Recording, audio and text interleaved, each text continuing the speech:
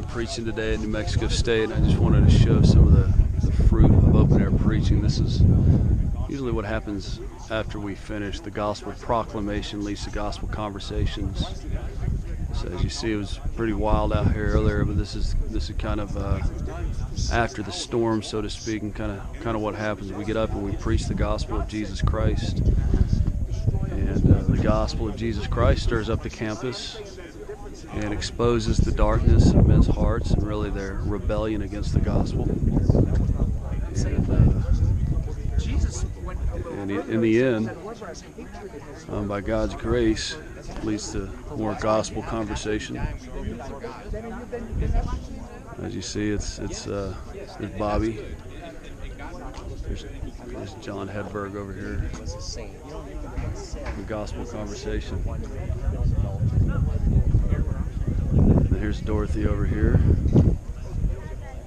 talking to this group of guys over here. So this is just the fruit of gospel preaching. That God's faithful. God's word does not return void. A lot of professing Christians are upset and confused by open air preaching, but God's always faithful to bless it when we're faithful to His words. So that's what we're seeing today. But again, many hundreds of students here at this campus, they heard the gospel. We had a nice crowd out here earlier, listening and responding to the gospel, whether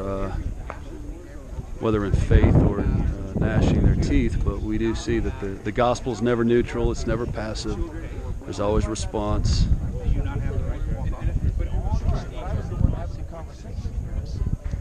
You're the one who came over to us, but that's fine. I'm all for that. I believe we have a freedom to do that, but I'm saying that when the language you're using shows that what's in your heart, that it's offensive, and that to the hearers it's not edifying. So there's language that you used as well that was offensive to me. Name it. Call me on it. What was it? The way that you're going about it. My entire. So is it the words or my actions? Your actions. So you just said it was my words. I said things. Okay, you want to argue semantics? No, I want to say you're saying it.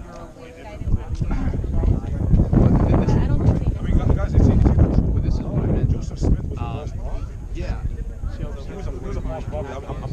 I'm sorry to be. I mean, translate the golden plates those into the Book of Mormon. He was an uneducated being, right. and he translated it from these ancient texts. I admit that. I'm saying it just because I think it is important, to know. So like right here. Yes, you can have different version happiness here,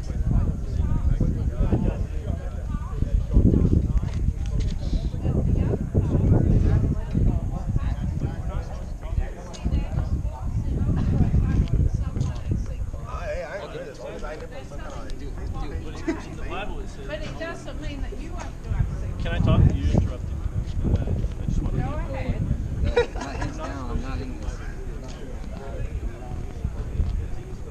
So that's usually what happens. We pray that everybody would get behind the open air ministries,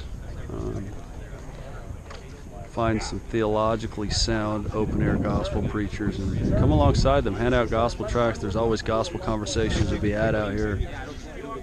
Pray for them, and really the Lord's doing a great work in this country, raising up open air preachers, but we need the whole body get behind us in supporting not only the preacher but also the gospel work that's done out here. The harvest is white, but the laborers are few. So let's all pray that the Lord of the harvest raises up more laborers for His glory to go out into the harvest field and plant and water. We know the increase is of the Lord, though. Salvation is of the Lord. Our job is to be faithful in sharing it. that's not usually how God when sin entered the world, that's when it all changed.